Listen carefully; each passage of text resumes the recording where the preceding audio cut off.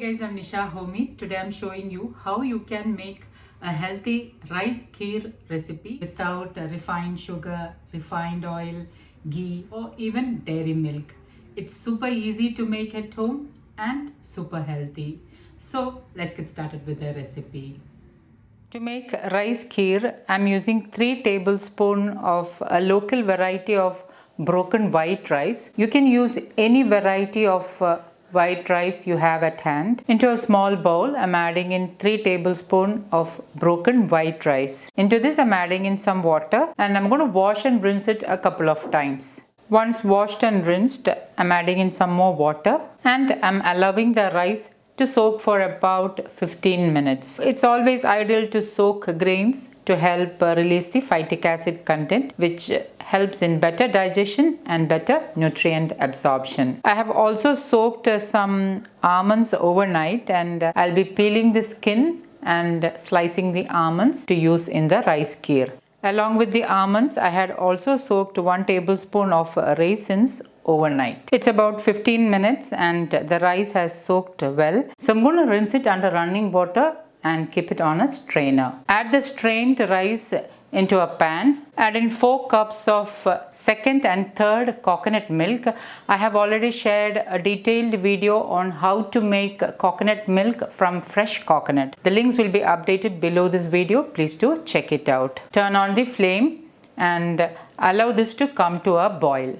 And while it is boiling, just give it a stir so that you can make sure that the rice does not get stick to the bottom of the pan. And once it starts to boil, give it a good stir. Reduce the flame to the lowest and cover and allow the rice to get cooked on low flame. I'm making sure that I'm not covering it fully. I'm leaving a gap so that the steam can release out, which will prevent the coconut milk from spilling over. 15 minutes later, the rice has cooked really well and the coconut milk has absorbed into the rice. You can see that the rice has cooked really well.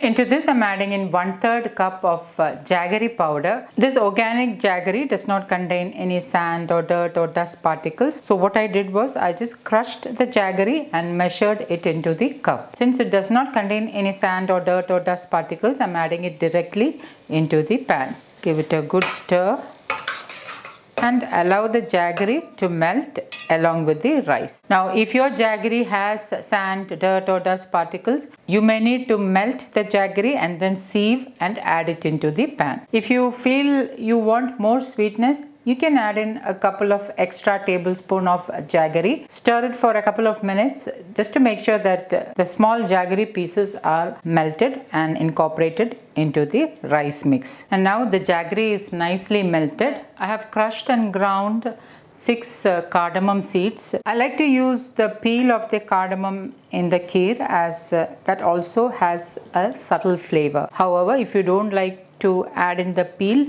you can remove it and add in only the cardamom powder. Next, I'm adding in the overnight soaked raisins, the overnight soaked almonds which I have sliced into thin pieces. Give it a stir. Add in 1 cup of thick coconut milk, also known as the first coconut milk. You can see how thick the coconut milk is. At this stage, remember the flame is on the lowest. I'm going to give this all a good mix. And once it starts to boil, I'll turn off the flame. I'm sprinkling in a couple of strands of saffron. And lastly, I'm sprinkling in finely chopped pista. Adding pista is entirely optional, but it will give a nice color to the rice kheer. Note that I did not use any oil or ghee in this recipe. And my super healthy rice kheer is ready to serve.